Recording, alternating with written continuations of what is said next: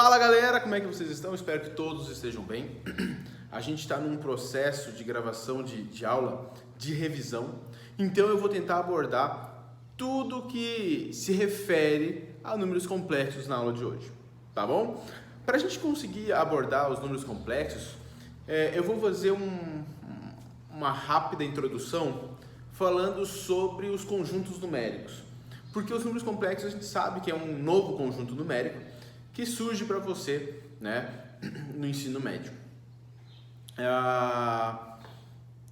Quando a gente estuda a história da matemática, quando a gente estuda a história dos números, a gente começa a ver que a gente surgiu lá com os números naturais, né, os números de contagem, 0, 1, 2, 3, 4, até o infinito. Logo depois vem o conjunto dos inteiros, que seriam todos os naturais, mais aqueles opostos, né, os opostos dos naturais, que seriam os negativos. Depois dos inteiros a gente tem os racionais, que a gente encontra números entre dois inteiros, né? A gente fala assim, todo inteiro é racional, e entre dois inteiros existem infinitos racionais, ponto. Depois a gente tem os irracionais. A diferença entre racional e irracional é que os racionais a gente consegue escrever em forma de fração, os irracionais não tem como escrever em forma de fração. São eles o π, o raiz de 2, raiz de 3, raiz de 5, qualquer raiz não conhecida, né, não exata, acaba sendo um número irracional. E aí a gente fecha, né, dentro da cabeça do estudante, olha, todos esses conjuntos pertencem a um conjuntão chamado de conjunto dos números reais. E até o segundo ano do ensino médio, a gente fala de boa, né, tipo, todos os números, os reais. Tanto é que quando a gente estuda função, a gente estuda a parte de função real, tendo domínio real, o contradomínio real. Porém, existem alguns percalços dentro da matemática que falam assim, tipo, isso aqui a gente não, né, a gente não sabe fazer. Por exemplo, eu vou dar um exemplo aqui. Se eu falo para você assim, qual é a raiz quadrada de menos 4, né? Quando aparecia isso, até o momento que antecedeu, quando a gente aprendeu os números complexos, a gente simplesmente falava assim, isso aqui não possui, e olha só, era assim que a gente falava lá, hein? Não possui raiz real. Por quê? Porque existe raiz dentro dos números complexos. Isso aqui a gente tratou como não possui raiz real até um determinado momento. Porém, a gente tem um conjunto dos números complexos, representado pela letra C, que satisfaz esse tipo de coisa. Esse tipo de operação matemática, ela vai adentrar dentro dos números complexos. Então, a informação básica para os números complexos é a gente saber que, quando eu tenho raiz quadrada de menos 1, isso a gente vai chamar de I. Esse é o primeiro passo para os números complexos. Quando eu vou falar de números complexos, essa é a primeira informação que a gente tem, ok? Então falando um pouquinho agora sobre números complexos, representação dos números complexos, né? Por exemplo, eu vou usar a letra Z para representar um número complexo qualquer. Qualquer número complexo vem escrito na forma A mais BI. A mais BI. Aonde A e B são números reais, números que a gente conhece. Esse número Z que a gente tem aqui, a gente pode dividir ele em duas partes. Essa parte A que tem aqui, é um número real separado que não tem o I, a gente chama de parte real do número complexo. E a parte que tem o I, a gente chama de parte imaginária. Então, um número complexo tem uma parte real e uma parte imaginária. E aí já vem uma questão que é exatamente assim, tipo, classificação, né, dos números complexos. Classificação dos números complexos. Seria o quê? Eu tenho três possíveis classificações. Ele pode ser um número real. Quando que um número complexo é um número real? Quando o nosso B for igual a 0. Ele pode ser um número imaginário puro, imaginário puro. O que é imaginário puro? Ele só tem a parte imaginária, ou seja, a parte real, que é o A, é igual a zero. Ou ele pode ser chamado de um número imaginário. E se ele é um número imaginário, você repare que ele vai ter a parte imaginária, mas por ele não ser puro, ele também tem a parte real. Então, A é diferente de zero e B é diferente de zero. Os dois números são diferentes de zero. Beleza? Então, essa é a representação básica. Eu tenho essas possíveis classificações.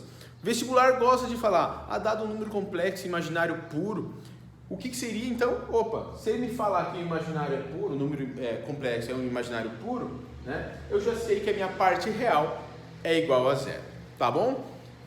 Um detalhezinho, antes de a gente prosseguir para as operações, é que todo número complexo, ele tem o seu conjugado, né? O que é o conjugado do número complexo? Se eu tenho um número complexo Z, vou repetir ele aqui, A mais BI, o conjugado dele, primeiro, é representado por uma barrinha em cima, ok? E o que a gente faz? Qual que é a diferença de um número para o seu conjugado?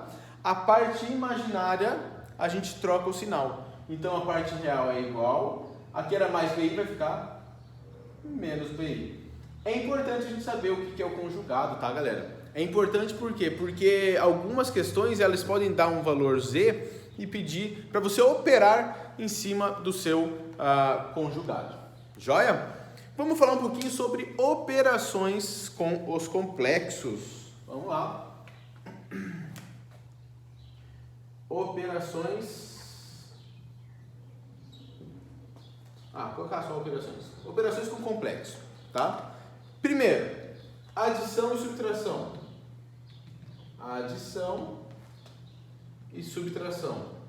Moleza. Como é que eu faço adição e subtração com números complexos? Eu penso exatamente igual eu pensaria numa equação, aonde I, eu chamo lá ela, finge que ela é uma incógnita, né? É uma letra que a gente não conhece o valor.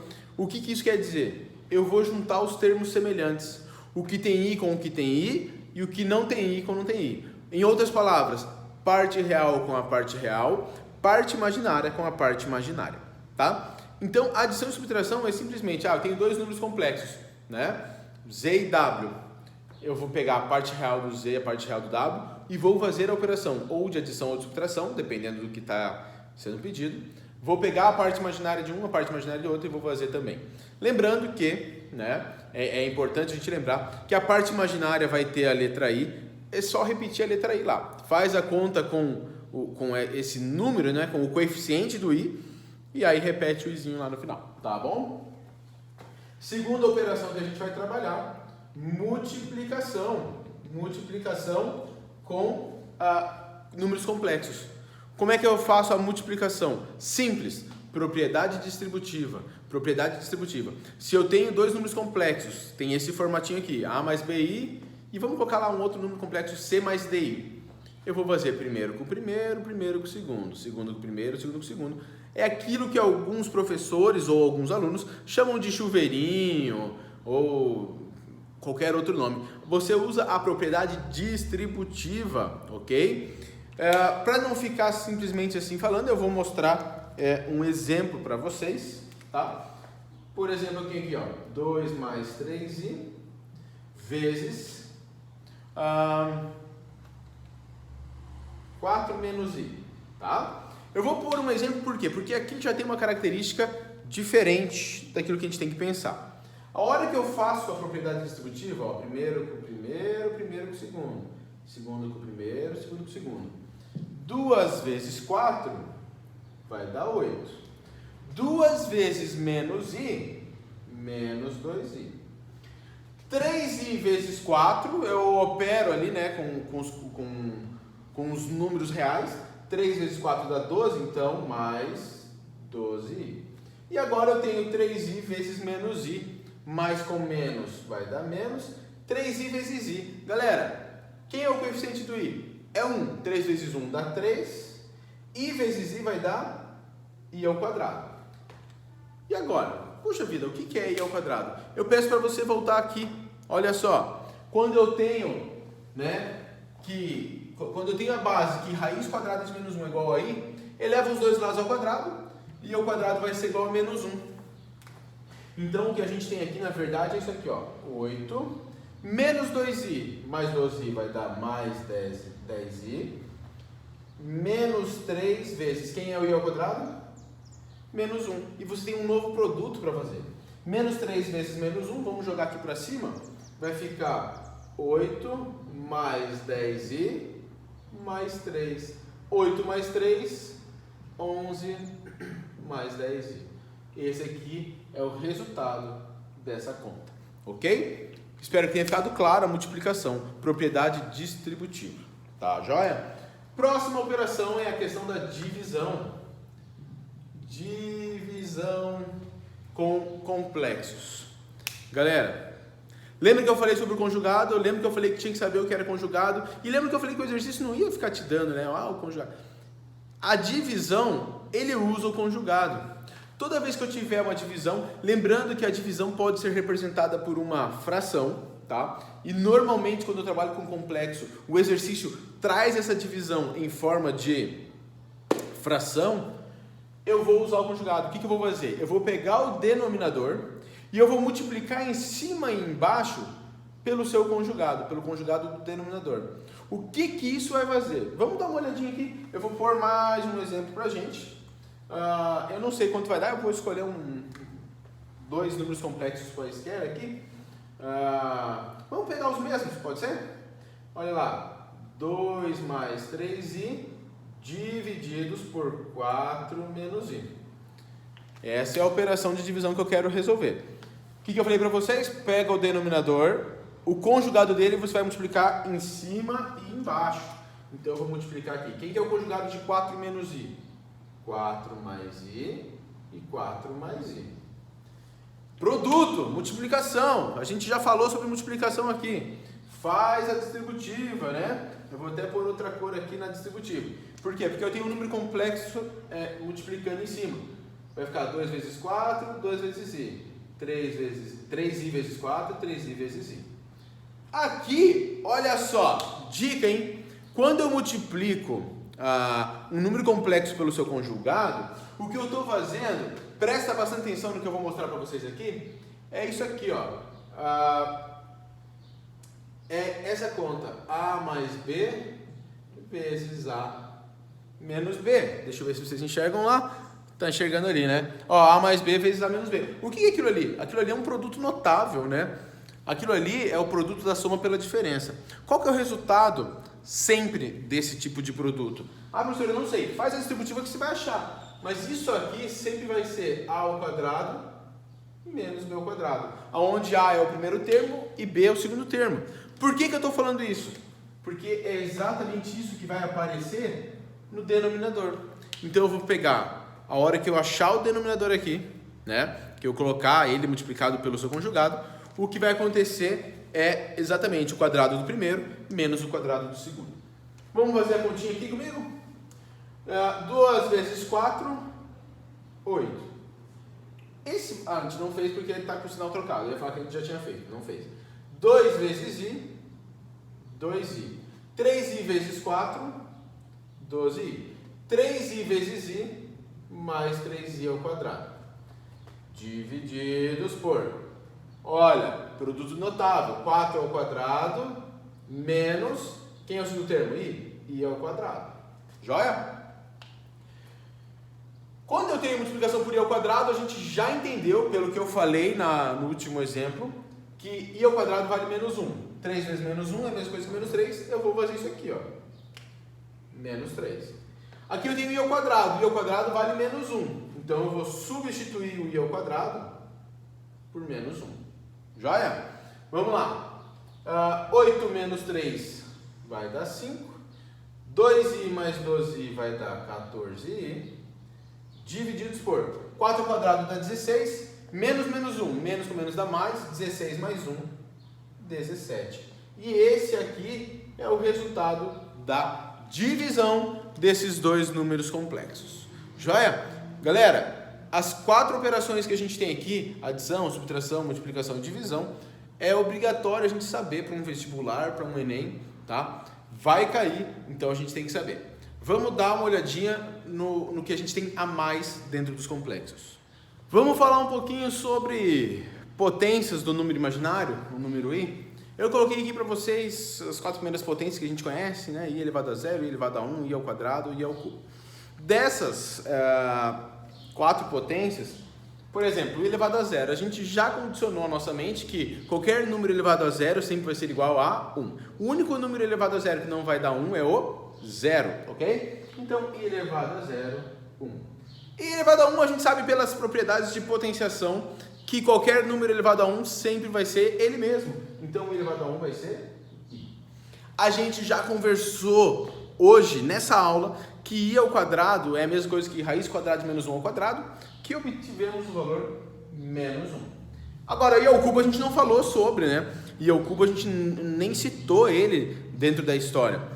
Acontece que eu vou fazer aqui uma manipulação matemática. I ao cubo nada mais é do que I ao quadrado vezes I. Por quê? Porque a propriedade de potenciação me diz que se eu tenho potências de mesma base multiplicadas, repete a base, somos expoentes. 2 mais 1, 3. É a mesma coisa. Agora, acontece que I ao quadrado a gente sabe quanto vale. Vale menos 1.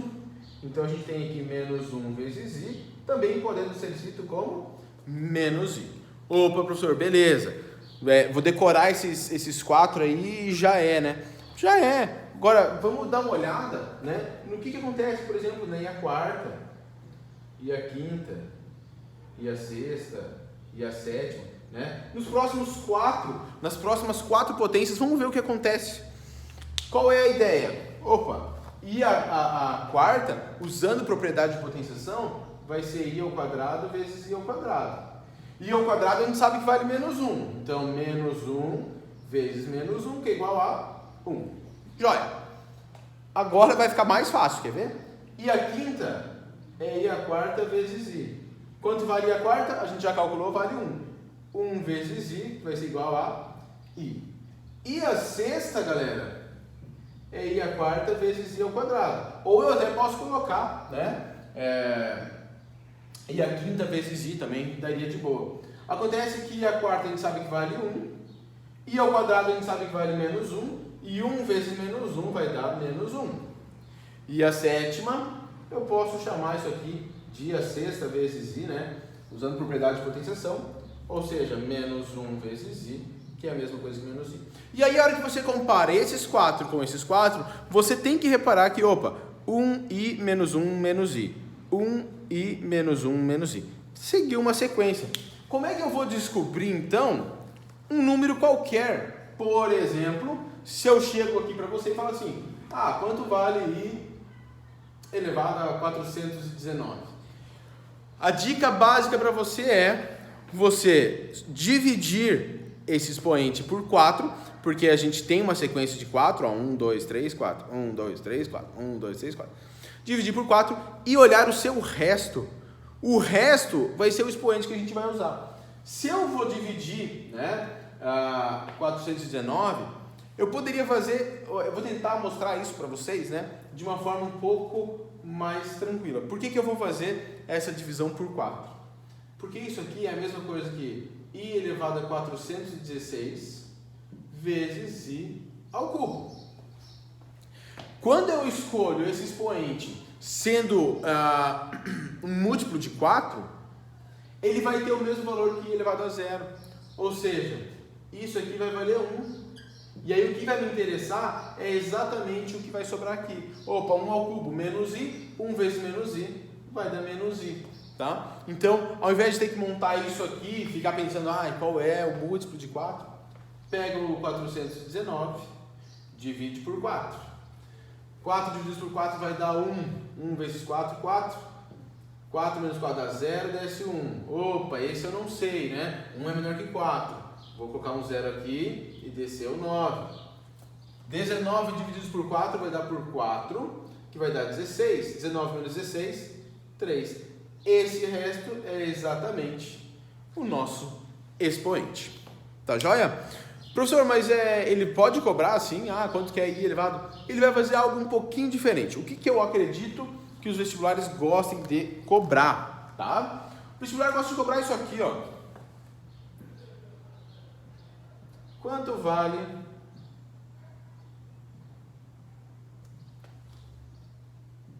vou colocar o mesmo que eu coloquei aqui. Quanto vale essa soma? Você já parou para pensar, puxa vida, professor, daí eu vou ter que substituir todos os valores? Não, porque olha só, toda vez que eu tenho um conjuntinho desses 4 consecutivos aqui, ó, 1 com menos 1 vai isolar, né, vai dar 0, i com menos i vai dar 0, isso quer dizer que i elevado a 0 mais i elevado a 1 mais i ao quadrado mais i ao cubo vai dar 0. E aí você só precisa ver quantos vão sobrar, porque eu tenho os 4 conjuntinhos. Quais que vão sobrar daqui, que não vão ser anulados? Vão ser 3. Vai ser o i elevado a 417, mais i elevado a 418, mais i elevado a 419. Esses aqui não serão anulados, tá? Todos os outros serão. Qual é o detalhe? A hora que eu vou substituir, eu sei que, por exemplo, eu posso calcular isso, né? Deixa eu ver uma coisa aqui. Não, peraí. Não, isolou todos, né? Daria 416 também. I elevado a 416. Ou seja, esse aqui vale 1, esse vale I, menos 1 e menos I. Você gasta um certo tempo para descobrir que, opa, esse vai cortar com esse vai cortar com esse. Ou seja, essa soma que eu coloquei aqui, nada mais é do que 0, tá? Ele pode fazer isso. O que eu preciso fazer? Olha quem é meu último termo para ver se ele é o último da sequência. No caso era o menos i, ele é o último da sequência, né? Se ele não for o último da sequência, qual deles é? Porque daí, se for menos 1, sobrou 3. Se for i, sobrou 2, tá? Essa é a ideia desse exercício aqui. Joia? Vamos falar um pouquinho agora sobre representação gráfica do número complexo, tá? E o plano de Argand-Gauss e a sua forma trigonométrica. Galera, para a gente poder citar um pouquinho a forma geométrica, né? A representação geométrica ou gráfica dos números complexos, a gente precisa do plano de Argand-Gauss, né? Professor, é tipo um plano cartesiano? É o mesmo formato. Eu tenho um eixo horizontal, um eixo vertical. A diferença desse plano é que esse plano de Argand-Gauss, né, foi desenvolvido para a gente representar basicamente números complexos, aonde o eixo horizontal é o número real ou a parte real do meu número complexo e o meu eixo vertical é a parte imaginária. Isso quer dizer que qualquer número complexo A mais BI eu posso colocar dentro do meu plano de Argand-Gauss. Eu simplesmente vou colocar aqui, vamos dizer que aqui seja o valor do A, parte real. Vamos dizer que aqui seja o B, a minha parte imaginária, né? Esse ponto aqui, ó, ele representa o nosso número complexo Z. Professor, beleza, é só isso? Não. Qual é o detalhe? Quando a gente estuda, né, a representação gráfica do nosso número complexo dentro do plano de Argand-Gauss, vem algumas outras ideias junto. Vou dar 2 ideias para vocês. Primeira ideia é a questão do módulo desse número complexo Z. O que é módulo, né? Quando a gente fala a palavra módulo tem a ver com aquilo, é sempre o valor positivo, a gente tira o sinal, né? Módulo de 3, 3, módulo de menos 5, 5. O módulo dentro do desenho, dentro da parte geométrica, né, é a distância entre a origem e esse ponto Z. Esse valor aqui, ó. E o que acontece? Isso aqui é o módulo Z, essa distância, tá? O valor dele. Eu posso usar também uma outra letra chamada ρ para representar, tá? Seria algo assim, ó. Parece um P, mas é uma letra grega, o ρ, tá? Eu tenho uma fórmula para isso. Como é a distância entre 2 pontos, e a gente já teve uma aula sobre geometria analítica, onde a gente fazia a distância de 2 pontos, beleza, eu tenho 2 pontos, um é a origem, sempre vai ser da origem, e o outro é o Z. Aonde o Z ele é representado, assim como a gente representava no plano cartesiano, por um par ordenado, né? A, B. Então a gente sabe calcular isso aí. Usando a fórmula de distância que a gente aprendeu em geometria analítica, o módulo do nosso número complexo Z vai ser raiz quadrada de A ao quadrado mais B ao quadrado. Ok? Vamos colocar aqui uma Uma nuvenzinha, por quê? Porque isso aqui é extremamente importante, tá bom? Galera, só lembrando, né, é porque a gente tinha lá a distância entre o ponto A e B, xa menos xb ao quadrado, mais ya menos yb ao quadrado. Como a gente está trabalhando com a origem, vai ficar lá x do ponto menos 0 ao quadrado, y do ponto menos 0 ao quadrado. Por isso que vai ficar aquilo ali, tá? Fora a questão do módulo, né? A gente tem outras características a mais que aparecem na nossa representação. Por exemplo, esse segmento aqui sempre vai formar com o eixo horizontal um ângulo. Eu vou chamar aqui de alfa. Esse alfa aqui a gente chama de argumento do nosso número complexo, tá? Nossa, professor, que complexo, por isso que talvez seja o nome dos números complexos. Mas é bem simples a gente entender isso, tá? Quer ver? Eu vou dar uma ideia boa para vocês. Lembra que o plano cartesiano dividia o plano em 4 quadrantes? Aqui continua sendo igual. Se meu A e meu B são positivos, né? Ele está para a direita e para cima, o meu argumento, que é esse ângulozinho aqui, ele vai estar entre 0 e 90. Se ele estiver no segundo quadrante, ele sempre vai pegar no sentido anti-horário, tá? Então ele vai estar entre 90 e 180. Terceiro quadrante, ele vai estar entre 180 e 270. No quarto quadrante, eu teria que dar toda a volta para chegar lá, vai estar entre 270 e 360. Esse ângulo aqui, ele tem alguma característica muito especial para a gente chegar, por exemplo, naquilo que chamamos de forma trigonométrica do número complexo, tá?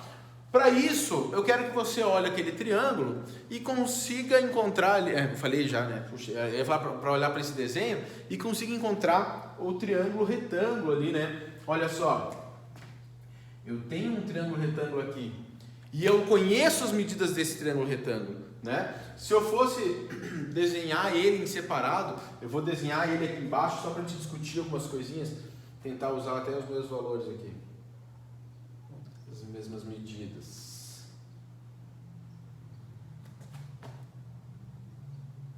Aqui é o ρ, que é o módulo. Quanto vale essa medida aqui de baixo, né? Essa medida da origem até aqui, então vale A. Aqui é o B, a altura dele, ok? E a gente tem aqui o nosso ângulo alfa, que é aquilo que chamamos de argumento. Ah, professor, mas se tem outro quadrante vai dar ruim esse triângulo aí. Não, não vai dar ruim não. A gente só vai usar com ângulos simétricos, tá? Ângulos simétricos, mas não vai dar ruim não. Pode ir na paz, vai fechar um triângulo bonitinho lá. Vamos lá. O que a gente sabe dentro da trigonometria a partir dessa figura? Por exemplo, a gente consegue calcular quem é o seno de alfa e quem é o cosseno de alfa, sim ou não? Sim. Então, eu vou escrever aqui, ó, por exemplo, seno de alfa. O que é seno? Cateto oposto sobre hipotenusa. Quem é o oposto ao alfa? Opa, é o B. Quem é a hipotenusa? É o ρ, é o módulo. Então, o seno de alfa nada mais é do que B sobre ρ. O cosseno de alfa é igual a A, que é o cateto adjacente, sobre ρ. Ah, beleza, professor. E para que a gente vai usar isso? Primeiro uso. Se eu conheço A e o módulo, e B e o módulo, eu consigo descobrir quanto vale o seno desse alfa, desse nosso argumento. Provavelmente, e agora presta muita atenção, vestibular, quando eles colocarem lá, né, a forma trigonométrica do número complexo, provavelmente eles vão colocar um argumento de um número, um ângulo notável, aquilo que a gente já conhece, a gente já sabe trabalhar, tá? Mas o que eu quero da gente agora não é isso, eu quero que vocês olhem o B e o A. Como assim? Eu vou trazer aqui para a gente já escrever aqui embaixo, tá? Em cima, eu deixando o B sozinho, eu vou ter lá que B é igual a ρ vezes seno de alfa. E que o A vai ser o quê? Ρ vezes cosseno de alfa. Fica claro isso? Ó, eu peguei aquilo que a gente determinou no triângulo e eu isolei o B e o A. O que eu quero de vocês? Eu quero pegar esse número complexo Z igual a mais BI e substituir por aquilo que a gente achou, o A e o B. Então, eu posso dizer que o Z vai ser igual. Opa, era A mais BI. A vai ser ρ vezes cosseno de alfa. Mais, no lugar do B, ρ vezes seno de alfa. Opa, o I aparece aqui novamente. Repara que dentro desse lado direito da igualdade, eu tenho o ρ que aparece nos dois termos. Então, eu posso pôr aí na evidência, z é igual a ρ vezes, vou abrir parênteses, cosseno de alfa mais... Eu tenho seno de alfa vezes i, só para você não querer, né? Porque coça o dedo, às vezes, querer multiplicar o alfa pelo i para depois calcular o seno. Eu vou deixar assim, ó, i vezes seno de alfa. E isso aqui nada mais é do que a representação ou a forma trigonométrica desse número complexo. Então, se eu conheço o argumento e o módulo, eu consigo escrever. Como é que eu consigo achar o argumento e o módulo? Através do A e do B, tá? Existem questões, existem manipulações, existem, como é que a gente pode dizer, modelagens, né? Ou contextualizações dos números complexos que facilita se a gente trabalhar nos números complexos, tá bom? Vamos dar uma olhadinha rápida em operações com os números complexos na sua forma trigonométrica. Galera, para a gente poder trabalhar as operações na sua forma trigonométrica, eu vou pegar dois números complexos na sua forma trigonométrica, dois números complexos quaisquer, né? Eu coloquei aqui numa forma genérica. Z igual a ρ vezes cosseno de alfa mais i vezes seno de alfa. W igual a ômega vezes cosseno de beta mais i vezes seno de beta. Detalhezinho, galera. Isso eu pensava quando eu era aluno, tá? Nossa, professor, e se aqui for diferente daqui? Não vai ser. Por quê? Porque a alfa é o argumento desse número complexo. A gente sempre vai pôr o argumento, então é cosseno do argumento, seno do argumento. Nunca vai ser diferente, sempre vai ser igual. Beleza? Primeira ideia. Quando a gente vai para as operações, extremamente simples, tá? Eu conheço pessoas, e não está errado fazer isso, professor, eu gosto de transformar na forma algébrica e resolver, né? Colocar no formato A mais BI e fazer o produto. Não tem problema. Até porque o produto, ele acaba sendo rápido nas duas formas de resolver, né? Só que olha só, para a gente ter o conceito que vai vir no finalzinho dessa aula, eu preciso entender um pouquinho o produto. Como é que eu faço o produto dos dois números complexos na sua forma trigonométrica? Eu vou pegar módulo vezes módulo, ok? Vezes, eu vou colocar aqui uma chave para ficar mais elegante, né? Cosseno de. Os argumentos alfa e beta, no produto você soma. Alfa mais beta, mais i vezes. Lembra que eu falei que tem que ser sempre igual, então aqui vai ser seno de alfa mais beta. Pronto, essa é a forma mais rápida de você fazer o produto entre dois números complexos na sua forma trigonométrica. Se eu tenho uma divisão, né? Vou pôr aqui uma divisão. Uma divisão. Z divididos por W. O que você vai fazer aqui? Aqui você não fez o produto dos módulos? Aqui você vai dividir os módulos. Então, ρ divididos por ômega vezes. O que vai aparecer aqui? Deixa eu pôr o colchete para ficar mais elegante.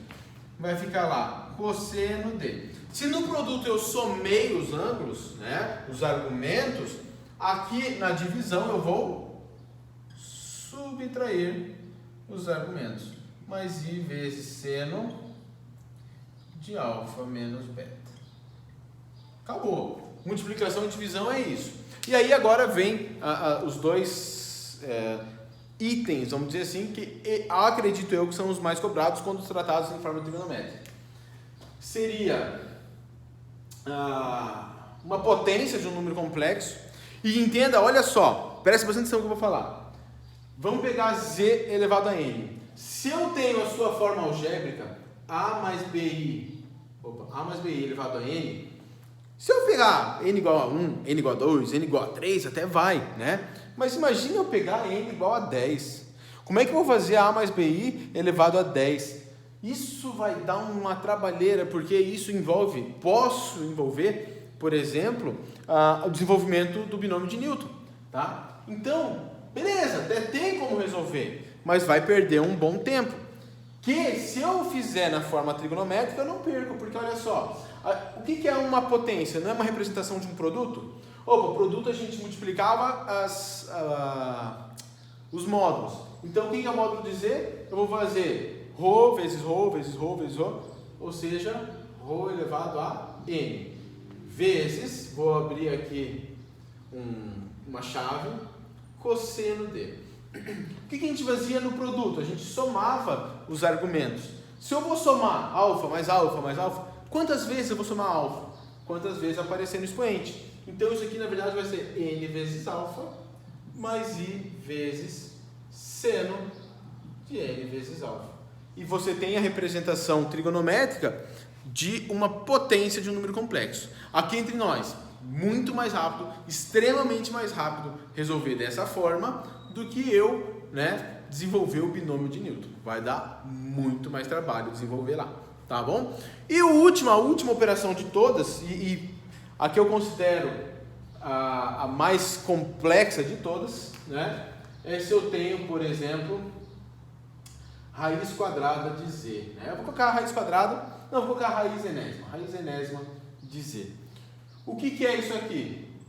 Galera, é só fazer uma associação, tá? Então, era ρ elevado a n, vai ficar raiz enésima do ρ, vezes. E aqui é que tem a principal diferença.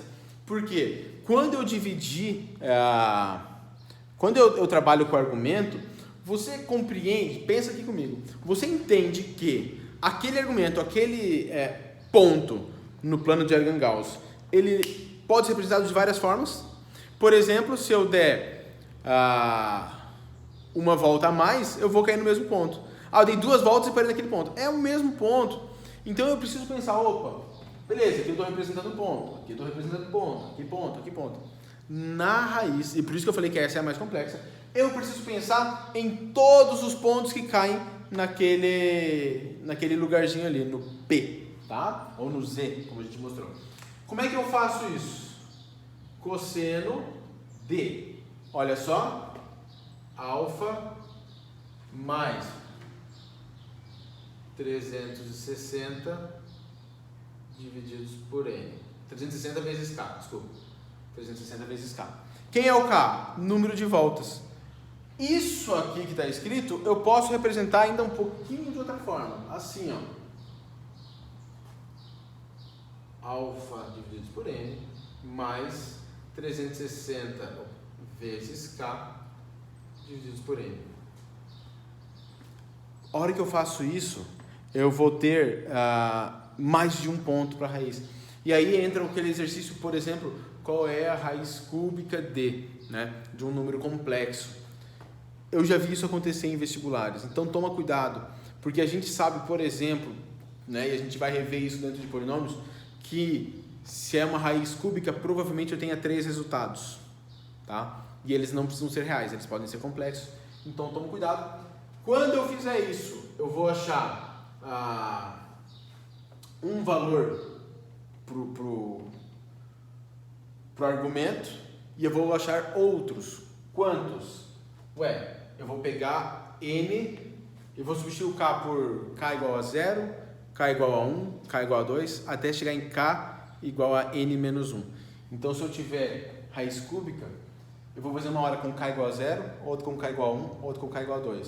Se eu tiver a raiz quinta de z, eu vou ter que usar o k igual a 0, k igual a 1, k igual a 2, k igual a 3 e k igual a 4.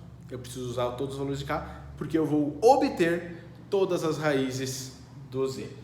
Continuando, eu vou colocar aqui para baixo, porque vai acabar cortando aqui, i vezes seno de alfa sobre n mais 360k sobre n. Fecha aqui. Fecha aqui. Galera, é difícil? Na hora da prova, fica difícil lembrar de tudo isso? Fica, tá? Porém, quanto mais eu pratico, mais entra na minha cabeça. E eu preciso lembrar, principalmente desses dois aqui, que eu acredito que são coisas que eles gostam de cobrar, tá? Pratica, faz os exercícios para poder chegar na hora de uma prova, de um vestibular, bem mais tranquilo. Tá bom? Gente, um grande abraço e até a próxima.